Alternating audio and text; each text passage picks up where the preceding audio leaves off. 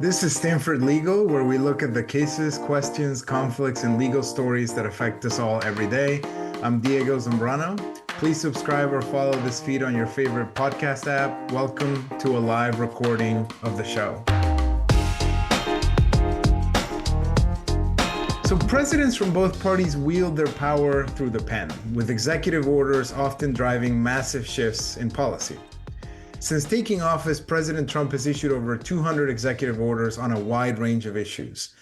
One particularly controversial order, issued on day one of the new administration, attempts to significantly narrow the meaning of birthright citizenship. After multiple lower courts immediately blocked the birthright citizenship order from being implemented, the Trump administration swiftly appealed to the Supreme Court. And in Trump versus CASA, the court left the issue of birthright citizenship for another day. Instead, the Supreme Court weighed in on a critical legal question.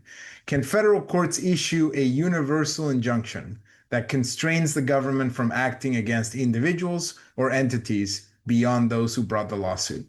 Ultimately, in a 6-3 decision, the court reined in the power of lower courts to issue universal injunctions, but did not completely abolish it.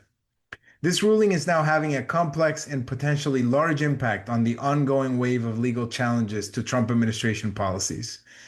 To help us better understand CASA, we welcome our guest for this special live recording, Stanford Law Professor Mila Sohoni, an expert in civil procedure, administrative law, federal courts, and legislation. Her work has been cited by the Supreme Court and in many different separate opinions penned by Justice Sonia Sotomayor, Justice Brett Kavanaugh, and Justice Ketanji Brown Jackson. And she has written extensively about the CASA case and its broader implications. Welcome, everyone. Okay, so Mila, I want to start by just asking you, what's so controversial about nationwide injunctions?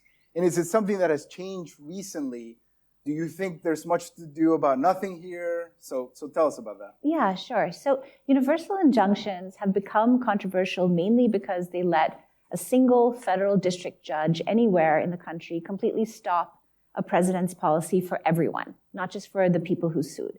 So this creates an extraordinary dynamic. So imagine a district court judge in Amarillo, Texas, blocking a nationwide vaccine mandate policy, or imagine a judge in San Francisco halting a Trump immigration order across all 50 states and for everyone. What critics say is that this turns federal district court judges into effective super legislators who can veto executive branch action based on their own political views, especially because lawyers can shop around for friendly judges and friendly districts. The controversy about these orders has 100% intensified in recent years, but the remedy itself isn't new. So in my scholarship, I've documented federal courts issuing broad injunctions that resemble these in principle since at least 1913.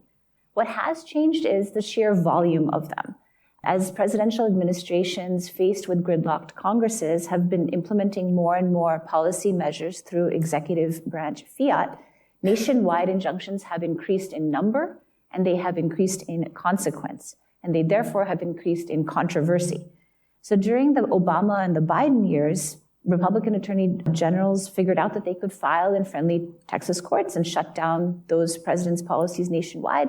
And then during Trump's first term and today, Democratic attorney generals perfected the same strategy in California and in district courts in the First Circuit nowadays.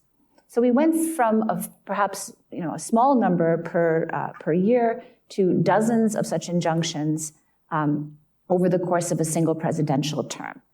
I do not think this is much ado about nothing. When any federal judge can block an executive action as to everyone, it shifts power to the judiciary. That has to be acknowledged. Is that a feature or a bug? The birthright citizenship case that you mentioned, perfectly illustrates the stakes. Without universal injunctions, hundreds of thousands of newborns were at risk of losing citizenship while their parents tried to find lawyers and file individual lawsuits. With universal injunctions, several district court judges were able to stop the president from implementing what he regarded as a valid policy. So this is a fundamental question about who is running the country and how quickly and effectively courts can check executive power.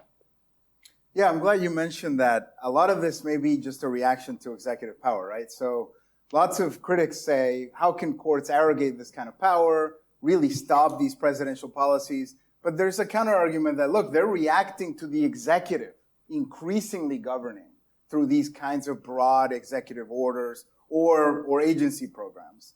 And so just to continue to, before we get into the case, talk about larger questions, what do you think are the best arguments for nationwide injunctions, or at least for the courts having the power to issue nationwide injunctions? Yeah, so the best case for these injunctions rests on three practical imperatives. First of all, district courts have to be able to respond to emergency situations when administrations suddenly impose policies that drastically affect millions of people's rights.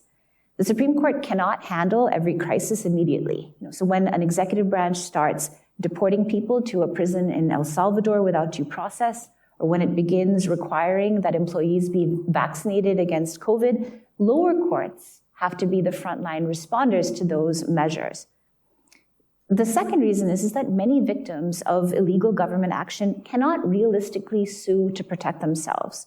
Many people have no meaningful opportunity to join in a lawsuit for themselves, either because they're afraid of reprisal or because they simply lack access to justice, right? So an undocumented immigrant who's facing deportation is going to be very worried about suing the Trump administration or the Biden administration in their own name. Poor families who are losing food stamps cannot just call up the attorney that they have on retainer and ask them to sue. Workers may fear employer retaliation if they sue. So universal injunctions protect vulnerable populations who lack a meaningful way to access justice, which is a core value of our legal system. And third, courts need to have the remedial arsenal to address government power. And that remedial arsenal has to be commensurate with the way that government actually works. Once somebody is deported, or once a census is conducted with an illegal question, or once millions of loans are forgiven, courts cannot easily undo those kinds of actions down the road, right? In other cases, the only workable remedy is going to be a universal remedy. So having an EPA emissions standard that applies to some factories and not their identical competitors doesn't really make sense. And a ruling that protected only, say, the plaintiff state of New Jersey from some federal regulation or some restriction doesn't really make sense either, because people can just move to the state of New Jersey.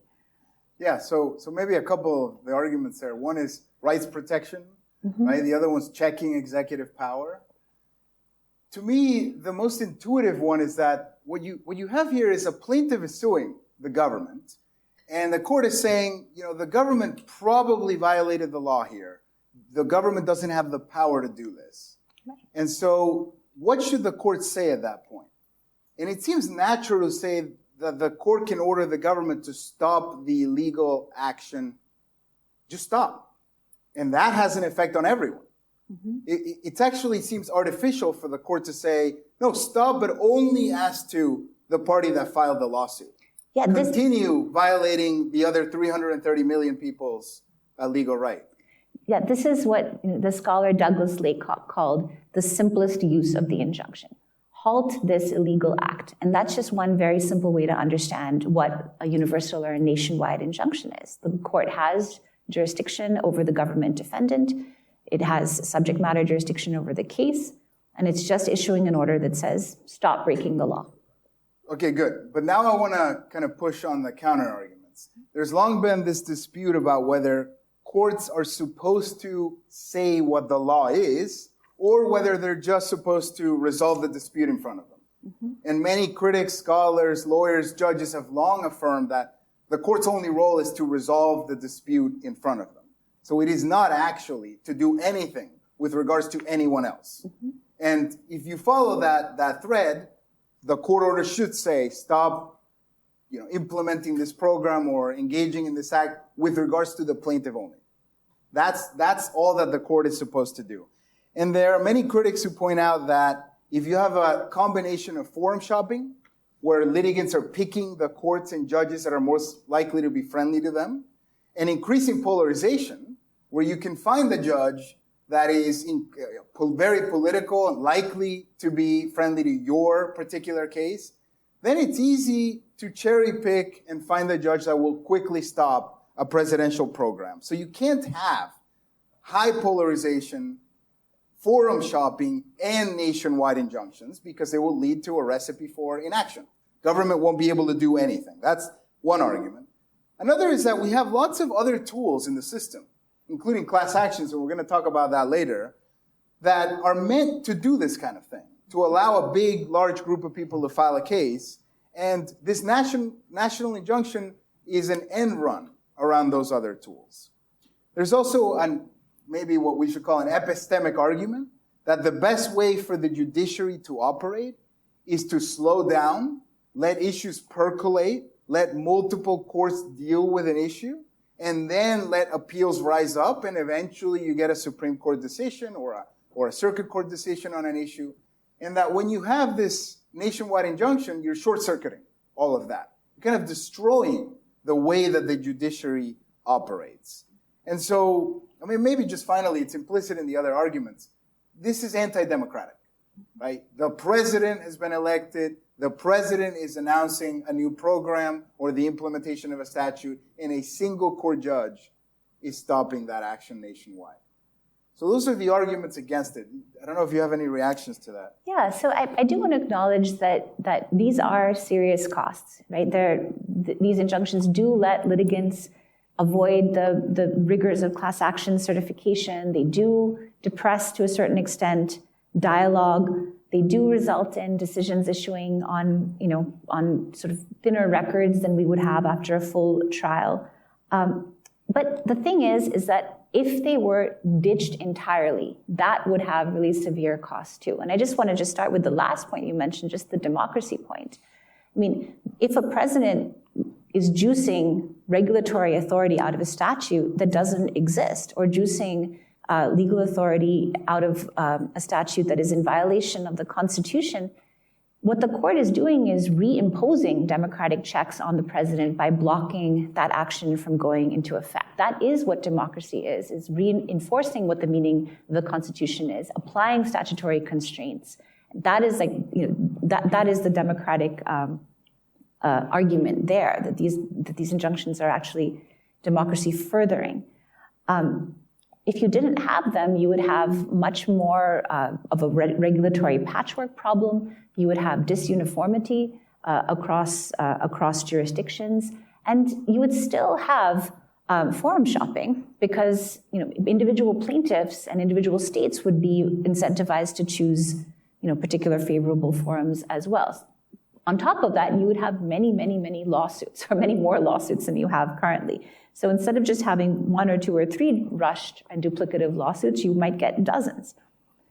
And then fundamentally behind it all, who's going to make people whole if ultimately the action is held unlawful? Right? It's very hard to unspill the milk in many of these cases. Okay, so you're pointing out there are democratic arguments on both sides, and I think that's right. I might say just a rule of law point that this is actually constraining the executive power if they're engaged in an illegal act. And so you need the judiciary to have a tool like this. But now I want to move on to the actual Supreme Court case that brought this issue to the table this year. So that's Trump v. CASA. As I mentioned, this had to do with a birthright-citizenship order. The Trump administration issued this order purporting to limit birthright citizenship. And then this decision that came out in June didn't focus on the issue of birthright citizenship. Instead, it focused on this apparently unrelated issue of a nationwide injunction. Maybe just start there. How did that happen? How is it that the court was supposed to address whether the birthright citizenship order was lawful, and then it ended up addressing the question of a nationwide injunction? Yeah, so this was a day 1 executive order on the first day of Trump's second term. And this executive order purported to end birthright citizenship for children whose parents lack either citizenship or green card holder status. Now, this order was pretty much immediately enjoined by 3 different district court judges. And I'll just note that those judges were not all nominated by Democratic presidents. The Trump administration then filed these emergency applications with the Supreme Court on what you might have heard about on the shadow docket. And the Supreme Court then issued an order saying, we want to hear oral argument, we want more briefing on this. And then it addressed the question, the only question that the government raised in its stay application. And that was the question of whether the injunctions should be narrowed so that they would protect only the plaintiffs rather than all those affected by this executive order. So the court was not asked to, and it ultimately did not say a word about the illegality or legality of the executive order itself. Instead, when it issued its decision in June, it only addressed the issue of the scope of the injunctions, and it stayed them to the extent that they provided relief beyond the plaintiffs in the case. Okay, so we're going to talk about the emergency docket in a second. But just to try to understand what the court said in this case, and keep in mind, the court's decision is not about whether it's a good idea or not to have a nationwide injunction. It explicitly, the majority says, is not about that. It's about whether the judiciary has the power to do this, whether it is lawful to do this. And so maybe tell us about the court's holding based on that. Yeah. So the court announced in this case, in CASA, Trump versus CASA, that federal courts generally lack the authority under the Judiciary Act of 1789 to issue injunctions that protect non-parties. But they left a significant qualification to that. Courts can still issue broad relief when it's necessary to provide complete relief to the actual plaintiffs. And then the court sent the cases back down to the lower courts to figure out whether the states and the organizations might still need universal relief for their own injuries. So, for instance, it's possible that the states wouldn't be able to get complete relief without a universal injunction because of the possibility of interstate movement of people. That would create administrative chaos. And so if that were the case, if the lower courts found that, then the states might still be entitled to as sweeping as an injunction as had previously been issued. And as Diego mentioned, the court totally set aside as irrelevant. It just said we refuse to consider the policy arguments in either direction. Right? It just treated the policy arguments as beside the point. Yeah, so you mentioned this, a lot of the court's decision is about the history. Yeah. And that's because this power to issue an injunction like this has to be grounded in the 1789 Judiciary Act, right? And so then the question is, how do we interpret that particular statute? So the court has done this in many cases, look into the history and tradition, but here it makes sense to look at the history, given that this is where the power to issue the injunction comes from, right? And so how do you think the court approached this question of history? And I think you're a critic of it, so maybe give us your criticism. So I do have a dog in this fight. I have written about this history a lot. So CASA looks back at the history of this statute, the Judiciary Act of 1789. In my view, it performed a very, very selective and truncated historical analysis. So it claimed to be interpreting the Judiciary Act through a historical lens, but its historical analysis was actually surprisingly very, very thin.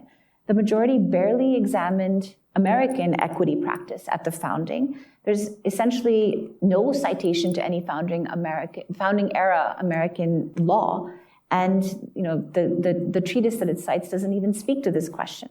Instead, what the court does is it sort of looks at history after the founding and sort of picks out particular sources from that history. So the court cites cases from the 1890s. It cites one as late as 1927 to argue against universal injunctions, but it conspicuously ignores other cases from the 20th century where the Supreme Court itself issued or affirmed exactly these kinds of broad injunctions. So in my scholarship, I've shown how federal courts issued injunctions that protected non-plaintiffs from at least 1913 onwards, including the Supreme Court blocking a new federal statute that affected newspapers for everyone, not just against the plaintiffs. Other famous examples that you might remember from law school include Pierce versus Society of Sisters or Barnett versus West Virginia. But the court just simply didn't engage with that history, sort of treating it as being beyond the window of relevant time. There are other criticisms I have of the court's use of history, but they get a little more into the weeds. Good. A lot of it is about disputes about the history, right? Ultimately, both sides disagree about what kinds of remedies were available in the founding era. Yeah. And that's because in a previous case called Grupo Mexicano, the Supreme Court has said the federal courts only have the kinds of equity remedies that they had in the founding era, or at least you need an antecedent. You need an analogous remedy that was available in 1789. So then a lot of the debate is, well, what kinds of remedies were available in 1789 or not? And the court reads the history a certain way. Mila and others read it a different way. And so there's a heated disagreement about how to read that history. And then we move on to other reasons. The court purported to also reject any policy reasons for the way it decided this. But do you think it resolved any policy problems by ruling that, no, actually, courts don't have this power? Not really. Not really, because what the court did is not eliminate policy problems just so much as reshuffle them into different containers.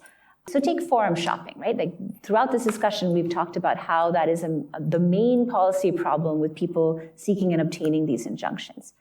And recall that CASA said that you can still issue a broad injunction if that broad injunction is necessary to provide complete relief to the plaintiffs.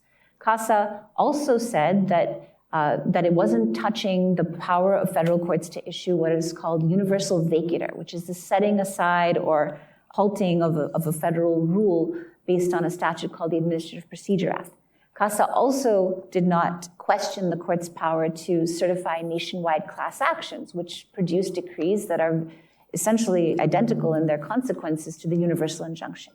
So think of what your incentives would be if you were a litigator. After CASA, if you're a plaintiff, you're still going to forum shop. You're just going to be forum shopping for one of these other leftover remedies. You're going to be seeking a judge who will find that complete relief requires universal scope. You're going to be searching for a judge who's going to quickly certify a nationwide class. You're going to be searching for a judge who's going to interpret the APA and to allow for universal vacatur. So you're just doing the same thing with slight, under different labels or through different pathways. And we could kind of walk through all of the other policy problems that people have asserted to exist with universal injunctions, conflicting injunctions, speedy litigation, lack of percolation, etc. All of those things can just be recreated now that CASA has been decided. On top of that, I actually think that CASA creates some new problems. Courts are now charged with engaging in this inquiry as to what makes relief complete. Courts now have to grapple with what sort of remedies are indivisible in the locution that's used in these debates. And they don't have very clear guidance on that. The CASA court itself did not really describe very lucidly what makes relief complete or what makes less than universal relief infeasible, which is another important inquiry. So that also is going to cause some issues going down the line. So it seems like you're kind of saying the court is going to have less of an effect than you think, because we still have a lot of alternatives, a lot of ways in which plaintiffs can file lawsuits that try to get broad remedies, almost like the national injunction, right? So you have class actions, which can represent thousands, hundreds of thousands of people. You have claims by states, right? So the state attorney general can file a lawsuit and get relief across the state, perhaps in some cases. And then this question of complete relief. Litigants are going to try to say, look, we need a broader injunction, almost like a national injunction, because it's necessary for complete relief. And so do you actually feel like these are going to be taking up most of what national injunctions took up? Yeah, so it's something that I'm tracking very, very closely, but it's still early days. But I think so far there has been a lot of substitution, I think, that has occurred. But we have to keep watching this because it's only been a few months since CASA was actually decided. I want to talk about the relationship between lower courts and the Supreme Court, and that's been a major theme of the last year because the Supreme Court has, in so many cases, intervened through its emergency docket, its shadow docket, to stay lower court decisions. And I want to understand that. Before that, Do you have any takes on why the court did this now? Mm-hmm. Why you think the court decided this case this summer, when this issue has been percolating, so to speak, for the last decade?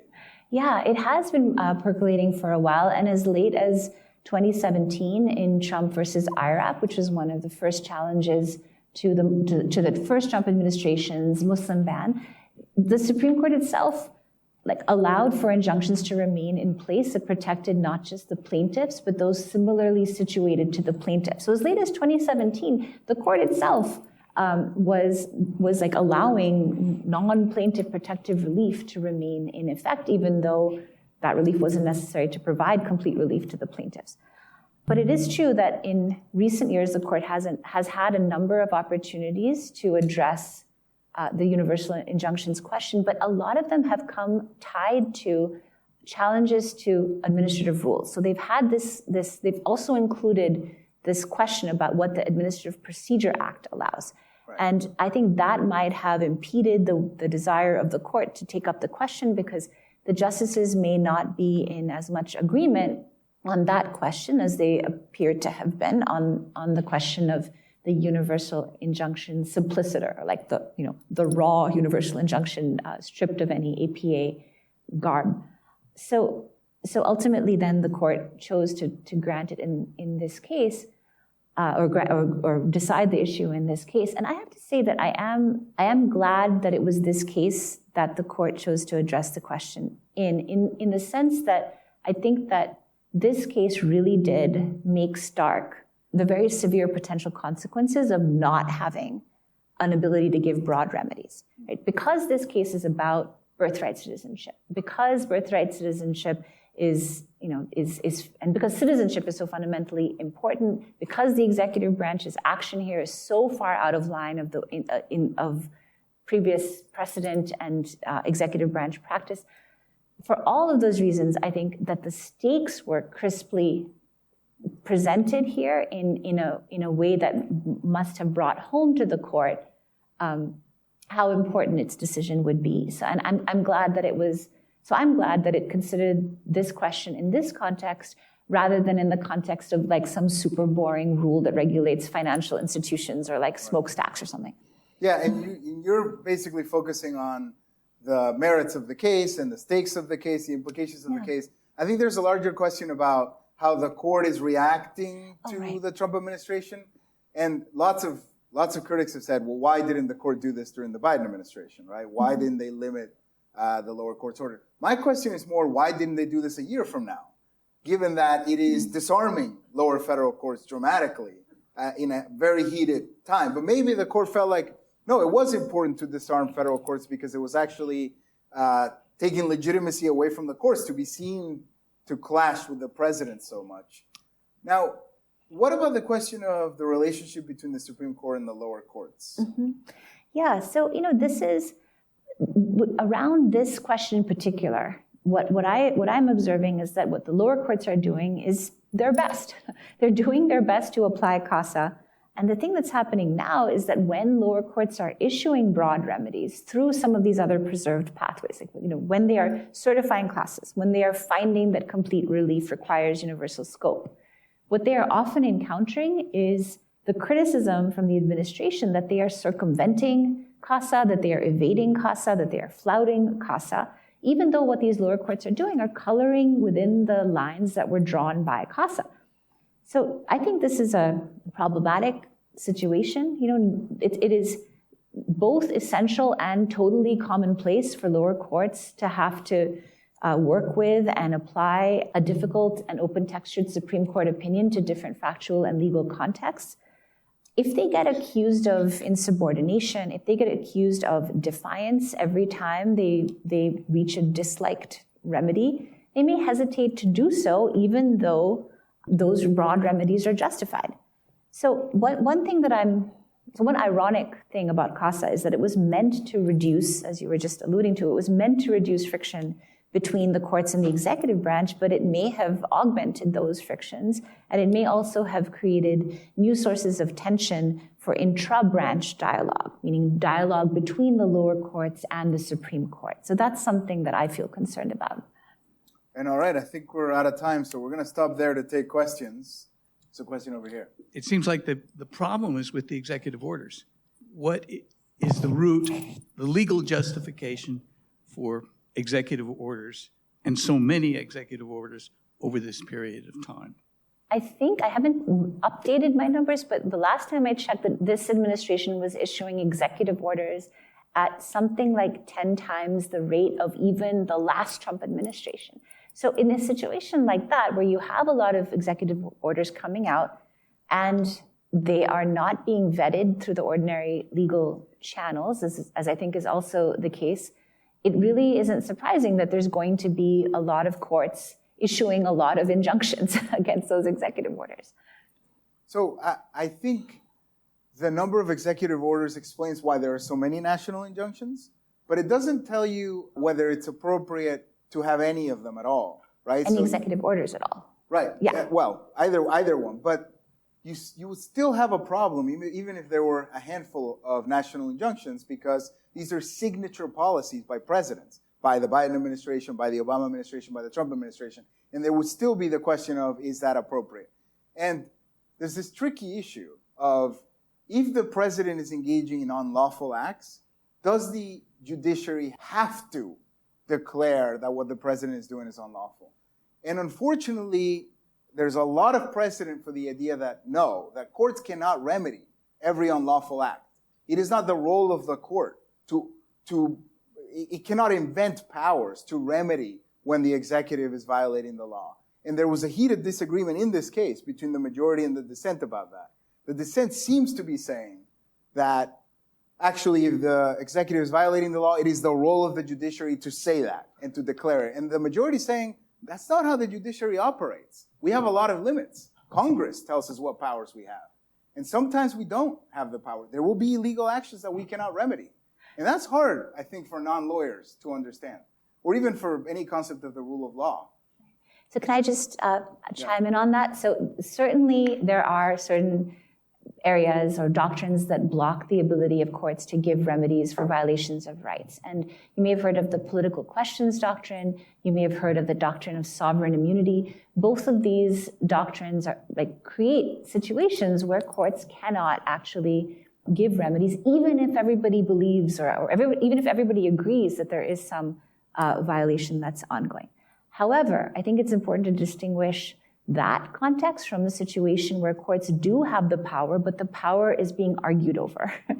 And I think that's what this is. Yeah. And I don't think that the dissent was saying, and I think you're referring to Justice Jackson's dissent, that I don't think that Justice Jackson's dissent was saying courts can just freelance whatever authority they need to make the world a better place. Rather, both Justice Sotomayor and Justice Jackson were saying what's happening here is a judgment call about how firmly rooted in our history this remedy is. It's firmly rooted enough. And getting rid of this remedy from the judicial toolkit is a very serious thing. And it ought not be done. There's authority here, and that authority sometimes is validly and properly called into use. That's what's been happening, and the Supreme Court should not restrictively read the powers of a court in equity, which have always been associated with flexibility and the capacity to adapt in a restrictive fashion.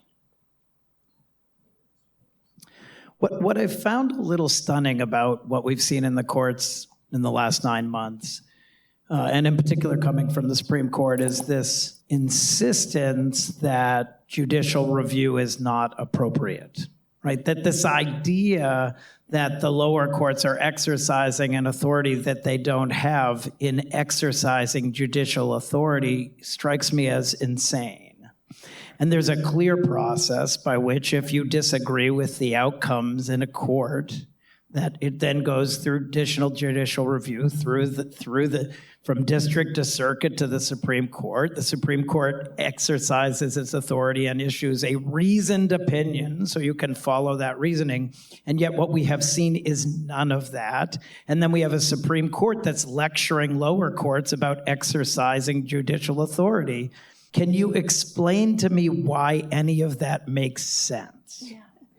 I can't totally explain it, but I will say that I think one thing that the Supreme Court has been engaging in here is a kind of procedural triage.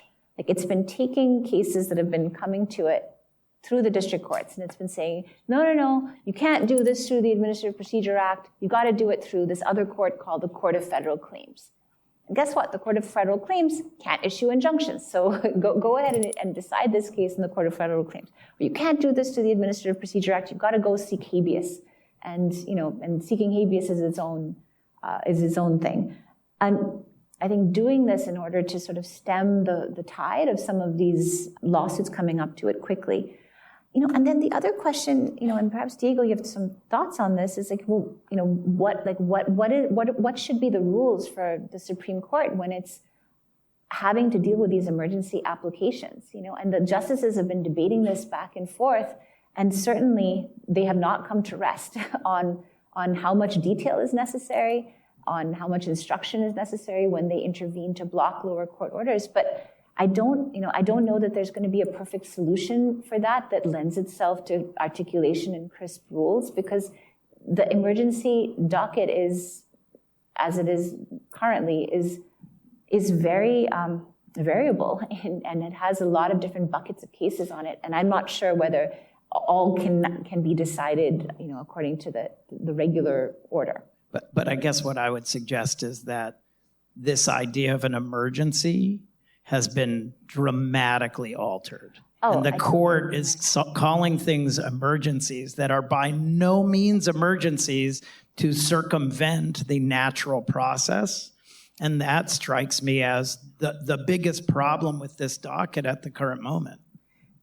Yeah, and I just want to point out that the emergency docket is not the court's own term for this docket. Right? That is the term that others have given it, but just because the Supreme Court uses this power, it doesn't mean that it itself is acknowledging that what happened below is an emergency, or that the lower court's order is creating an emergency. I would just say, I think it is appropriate for justices to worry that the judiciary is seen as an adversary of the president. I think justices can be appropriately concerned about that. We should not be seen. We don't want to be playing the political game. That is not our role. And they might think, to the extent that we can limit or constrain our involvement in what are clearly politically charged questions, we want to do that. Because the way the judicial process works is a careful deliberation where issues percolate. Now, this is actually contrary to their intervention in the emergency docket, right? You could actually say, yes, but you intervening in the emergency docket goes against that. But I would say it seems to me quite appropriate, and this is true in many courts around the world, to try to shy away from being seen as the main antagonist of a recently elected president. Every court around the world wants to be out of the spotlight when that happens. However, it may be inevitable, right? If the president is engaged in illegal acts, and I think your view is the Anglo-American view, that the rule of law means courts specifically putting checks on power. And so I kind of understand both impulses without weighing in necessarily about the emergency docket question, but I think there's a legitimate fear, as I said, of being in the spotlight of the political debates. Thank you for this discussion. It's really interesting. I am troubled, not surprised, but troubled to hear that in the CASA decision, the originalism was cherry-picked. I know that this has happened in other court decisions as well, and even in sometimes denials of petitions for cert by certain justices in other areas of law. And this is something that troubles me a lot, because there are a lot of people who like this concept of originalism. I think it sounds sexy to lay people, and I just wanted to hear what your thoughts are in terms of, were the dissenters in the CASA case, did they talk about the cherry picking? And what can be done to kind of teach people more about that this is happening? I'll just start by clarifying, and then Mila can give you more on the arguments on the history, that this wasn't a case of constitutional originalism. because the question was the meaning of a particular statute, the 1789 Judiciary Act. And so the question is, do federal courts have this power? We have to trace that power to this original statute that Congress passed, giving the courts equity power. There were alternative arguments about inherent power, but those didn't go anywhere. And so then how do we interpret this statute? It's 1789. You could call that a kind of equity originalism, because the court in a previous case, Grupo Mexicano might have been in the 90s, though.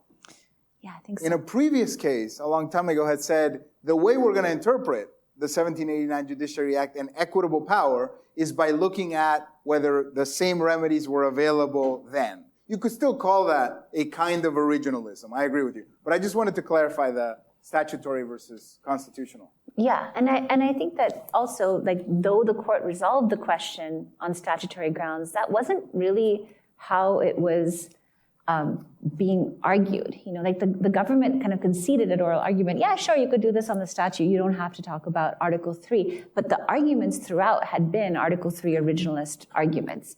And so the court instead crossed out Article 3, wrote in the Judiciary Act of 1789. And I'm glad that it did that, because then it makes the holding itself more limited, but it has that same originalist-ish flavor. I totally agree that the court's application of originalism has been selective and partial. Specifically, I think it's interesting that in the whole domain of civil procedure writ large, there isn't as much originalism as there is in more politically contested domains. I actually wrote a whole article about this, if you're interested, called "The Puzzle of Procedural Originalism," and it's all about how it's puzzling that there isn't very much procedural originalism, and what that might suggest for the balance of the Supreme Court's originalist agenda. One thing that really got under my skin here was the way that the court treated the plaintiff protective injunction against enforcement of a law. So there is a case called Ex parte Young, which you might remember from your federal courts class, where the court in 1908 recognized the authority of a federal court to enjoin government officers from filing suit to enforce a law against just a single plaintiff. So notice the date of that case and how late it was. The court has no problem with, or it did not reject the Ex parte Young injunction. It is okay in CASA. The court is okay in CASA with the plaintiff protective injunction. But what it doesn't like, what the court doesn't accept, is the validity of injunctions that reach beyond the plaintiffs, which developed within just a few years of the Ex parte Young injunction. So to me, that was the most startling discrepancy. The court has a footnote where it talks about why it regards Ex parte Young as acceptable. That footnote has problems of its own, but that's probably for another podcast. How do you think judicial activism plays into all of this? Yeah, so judicial activism, the way that I see it, is basically it is a phrase that people use when what they want to say is, I don't like what that court did, right? And so I myself don't use that phrase, because if I want to say that I don't like what a court did, I say, I don't like what that court did, and this is why. And I would encourage you to do the same. All right, thank you all. Appreciate it. This is Stanford Legal. If you're enjoying the show, please tell a friend and leave us a rating or review on your favorite podcast app. Your feedback improves the show and helps new listeners to discover us. I'm Diego Zambrano. See you next time.